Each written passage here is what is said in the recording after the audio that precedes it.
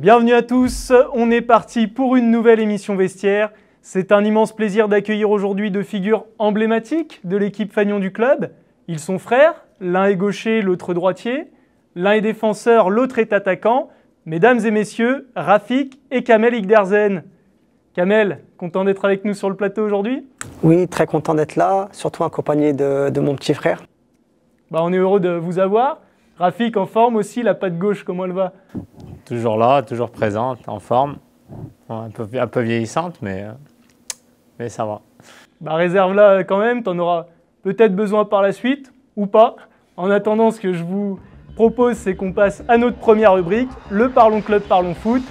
Allez, c'est parti. Parlons Club, Parlons Foot, un moment pour parler de vous, Rafik et Kamel, mais aussi pour parler du club de manière générale. Et comme vous êtes là, on va parler de l'équipe fanion, autant en profiter. Bon, du coup, vous avez un parcours qui est relativement similaire tous les deux. Vous avez connu exclusivement deux clubs, dans un premier temps celui de Saint-Maurice-l'Exil, et puis vous avez rejoint le FC Salaise, qui est devenu plus récemment l'Olympique Salaise-Rodia. Kamel, quels sont pour toi les moments les plus marquants de tes débuts à Saint-Maurice? Les plus marquants, je dirais, avec mon frère, on a commencé à l'âge de 6 ans. À Saint-Maurice, on a commencé là-bas jusqu'à à peu près 29 ans. Ce qui m'a marqué, c'est ce parcours en Coupe de France qu'on a eu. On est allé jusqu'au 7e tour où on a joué contre Toulon, chez eux, qui était premier de N1. Ouais, d'accord. C'était une belle équipe, ouais, où on fait un très beau match. Mais c'était un bon souvenir parce qu'on passe un très bon week-end entre potes et puis beaucoup de monde qui sont venus nous voir et puis voilà, c'était un bon moment. J'en doute pas, des bons souvenirs. Rafik, toi, tu as connu pas mal de choses dans ce club avec ton frère, vu que vous avez qu'un an d'écart. Est-ce que tu as d'autres anecdotes à nous raconter à Saint-Maurice, justement, autres que celles en Coupe de France? Bien sûr, il y en a plein des anecdotes. Après, on va pas revenir sur les plus marquantes. Toutes les anecdotes, parce que ça va prendre du temps. Après, j'ai en tête l'année où on monte de R3 à R2, okay, avec une très très bonne équipe. Une belle génération? Ouais, une très bonne génération. Et il me semble que cette année-là, on finit premier haut la main avec, il me semble, une défaite et 2 matchs nuls seulement. D'accord. Les Invincibles. Sur une saison, ouais, c'était un bon souvenir, ouais, effectivement. Il y a des joueurs qui t'ont marqué un petit peu dans cette génération, justement? Il y en a beaucoup avec qui on a joué peut-être plus de 10 ans ensemble. Ouais, comme qui, par exemple? Je pense aux frères Tronchon, ouais, Yanis Hamza, Geoffrey Graille. Ouais. Effectivement, d'autres encore. des bons noms Alexandre Poncet, qui est encore dans le club aujourd'hui. Il y avait même Cyril Clavel, qu'on a connu après à Salaise en tant que gardien. Mais oui, il y avait une très bonne équipe, des très bonnes générations. Et ouais, c'était très, très agréable. Bon, en effet, vous avez passé de longues années à Saint-Maurice, plus de 20 ans. Et puis par la suite, vous avez rejoint le FC Salaise. C'était en 2010 pour toi, Rafik, et en 2011 pour toi, Kamel. Ça fait déjà plus de 10 ans que vous êtes au club. Est-ce que c'est primordial pour toi, Kamel, la fidélité à un club? Je dirais que oui, c'est bien d'être fidèle à un club, mais ce n'était pas aussi mon premier but. Je suis resté très longtemps à Saint-Maurice parce que je m'y sentais bien. Après, j'ai rejoint Rafik à Salaise, 1 an après. C'était quoi? C'était l'ambition du club qui t'a plu? C'était les joueurs qui sont venus? C'était pour rejoindre ton frère? C'était plus pour rejoindre mon frère à ce moment-là. Okay. Parce que je passais de R2 à D1, ouais, donc 2 niveaux en dessous. Okay. Puis finalement, la mayonnaise a bien pris et puis on a fait pas mal de montées. Et pourquoi on est resté aussi longtemps à Salaise? Parce qu'on s'y sentait bien. Ouais, mais vous êtes toujours là, même si donc on se sent toujours bien. Est toujours, n'est plus le FC Salaise, mais voilà, est désormais l'Olympique Salaise-Rodia. Vous êtes là depuis plus de 10 ans, comme je l'ai dit, au sein de cette équipe fanion. Vous avez donc connu beaucoup de choses. Vous êtes ce qu'on pourrait appeler aujourd'hui des anciens du groupe. Rafik, explique-nous comment vous arrivez à rester à ce niveau de performance à votre âge. Je le rappelle, mais toi, tu as quand même 38 ans et Kamel, 39 ans. Oui, c'est ça, ouais, 38, 39, ça commence à faire vieux. Hein. Les années passent. Ouais, les années passent, exactement. Mais je pense que c'est la passion du football qui prend le dessus sur tout. Hein. Ouais. Après, on est des compétiteurs aussi. Hein. Faut pas se leurrer, on vient au foot pour jouer à fond, hein, se défoncer et prendre beaucoup de plaisir. Et, ouais, jouer un championnat, gagner des matchs. C'est ça. Et pas juste du loisir, même si le plaisir est là, mais oui, bien sûr. Il y a aussi cet aspect compétition derrière. Et l'hygiène de vie dans tout ça, l'hygiène de vie, est primordial pour rester à ce niveau-là. Oui, je dirais un petit peu. Après, on n'est pas non plus des professionnels, des pros non plus, ouais, ça c'est sûr.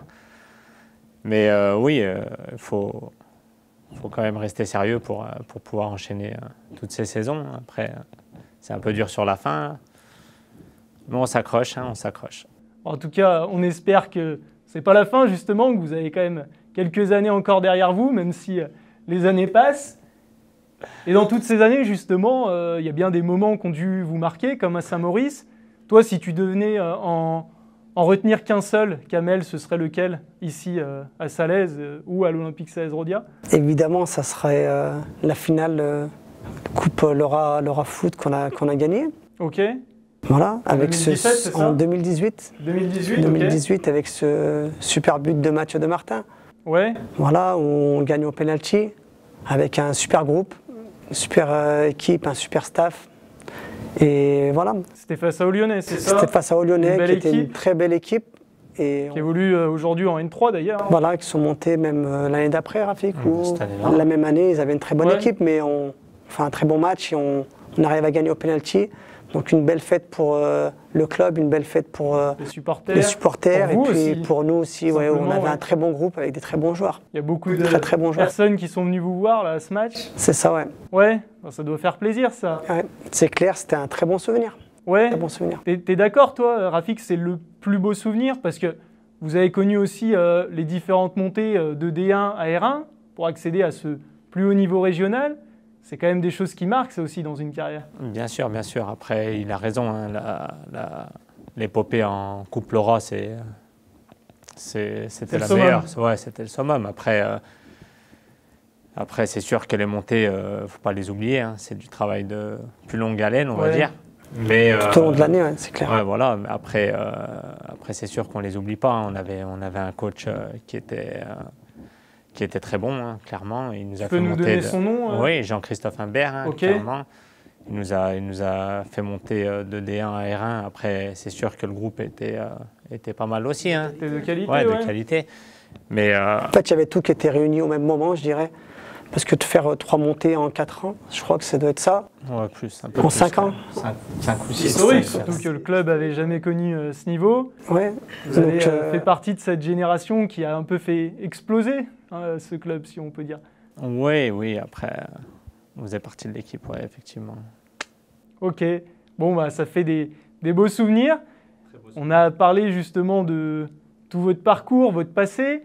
Et puis, il y a l'instant présent, la saison en cours, avec un début de saison qui a été un petit peu difficile, je pense qu'on peut le dire. Ça commence à aller de mieux en mieux. Toi, tu as joué justement, Kamel, les 2 derniers matchs face à l'US Feur et face à Clermont Foot. Qu'est-ce que tu as pensé de l'équipe sur ces 2 rencontres? On a bien pris les matchs, je dirais surtout contre Feur, où on fait un très bon match contre les deuxièmes. On arrive à faire match nul à domicile, mais on peut même ramener la victoire à la fin. Face à un prétendant à la montée, ouais. Un prétendant à la montée, ouais. Et on bonifie ce match nul à l'extérieur à Clermont, où on arrive à gagner 4-3 et on les met loin derrière nous. Ouais. Donc c'est de bon augure. C'était un match facile face à Clermont ou ça a quand même été ça a été difficile, compliqué. Un match plein de rebondissements. Ouais. Mais ce qu'on va retenir, c'est la victoire. C'est les 3 points, effectivement. Face à la Lanterne Rouge, et ça permet de sortir justement de cette zone rouge. On passe 9e, ouais. Ouais. Rafik, toi, qu'est-ce que tu en penses de ton côté de l'équipe, du groupe de manière générale? Est-ce qu'il a le niveau pour se maintenir en R1 ou est-ce que ça va être un petit peu difficile?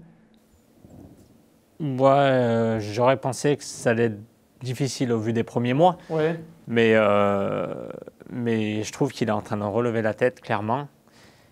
Après, la venue de Karl Medjani il y a quelques semaines a beaucoup aidé. Tu sens que ça a un impact sur le groupe?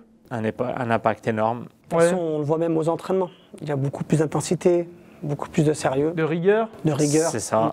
Et puis voilà, je pense que oui, il a la qualité pour se maintenir.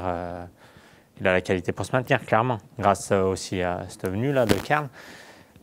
Mais il y a d'autres bons joueurs dans l'équipe et oui, moi je suis persuadé que ça amène vraiment une autre dynamique collective, voilà, un sentiment collectif différent, tu le sens? Enfin, vous le sentez? Oui, moi, pour ma part, je pense que tactiquement, il a beaucoup apporté. Et je pense que c'est ce qui va faire la différence pour justement réussir à se maintenir en fin de saison. On l'espère, hein. On l'espère. On verra dans quelques mois, mais on espère. On espère effectivement qu'il va continuer à apporter, que l'ensemble du groupe va continuer de donner le maximum. Ça va commencer déjà par le match de ce week-end, donc, qui va se jouer à domicile face au S-Atières. Comment il va se préparer ce match, Kamel? Comment il va se préparer? Je dirais comme les dernières semaines.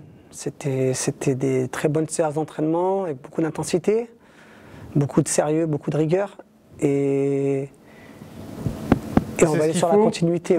C'est ce qu'il faut pour préparer le match du week-end. Mais surtout que là, on voit qu'on est mieux physiquement, tactiquement, et que l'équipe va de mieux en mieux, quoi. Donc je suis rassuré et confiant pour la suite. Et j'ai envie de dire tant mieux. Oui. C'est un maintien qui va se construire au fur et à mesure des matchs. On vous donne d'ailleurs rendez-vous dès samedi au stade Robert Mazot de Salaise à 18 h pour cette rencontre face au S-Atières. J'en profite pour vous indiquer que pour une place achetée, il y aura également une boisson offerte. Voilà, Rafik, Kamel, merci à vous deux d'avoir répondu à mes questions. Merci à toi. Merci à vous. On en reste là pour cette première rubrique du Parlons Club, Parlons Foot. On passe à la seconde, qui plus est une nouvelle rubrique. C'est parti pour le Magic Skills. Le Magic Skills, notre nouvelle rubrique. Comme pour le 5 à la suite, Rafik et Kamel vont s'affronter dans un défi technique. Mais aujourd'hui, attention, ce ne sera pas sur le terrain, mais directement sur notre plateau. Pour le défi du jour, ça va être assez simple. Vous allez vous affronter dans une série de jonglages.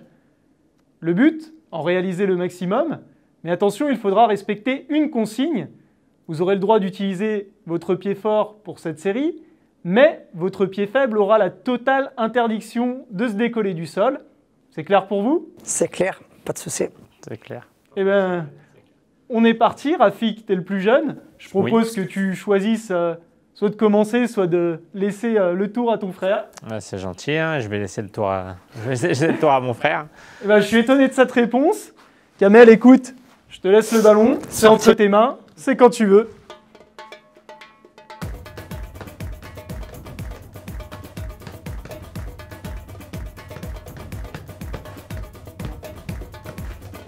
Désolé, pas plus.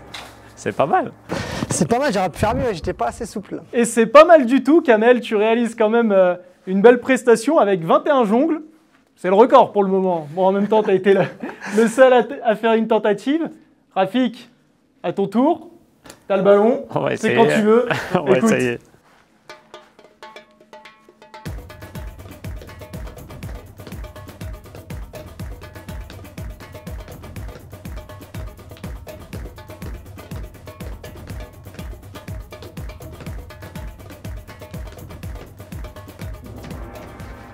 Bon voilà, Kamel, j'ai envie de dire, c'est plutôt pas mal du tout. 34 jongles. Le record est pulvérisé dès le premier tour. Franchement, j'ai laissé gagner mon petit frère. Je suis gentil, là. Ouais, je doute pas. Puis c'est toi qui lui as appris tout ça, non? Je lui ai appris à jouer au foot. Écoute, on n'en doute pas du tout. Rafik, qu'est-ce que ça fait de gagner ce petit défi du Magic Skills? Ça fait plaisir, hein, ça fait plaisir. Rafik, Kamel, merci à vous deux d'avoir participé à ce petit défi. Merci également d'avoir participé à l'intégralité de notre émission. On va en rester là pour aujourd'hui. On vous remercie également de nous avoir regardés derrière votre écran. On vous donne rendez-vous au mois de mars pour une prochaine émission. Allez, à bientôt. Salut à tous.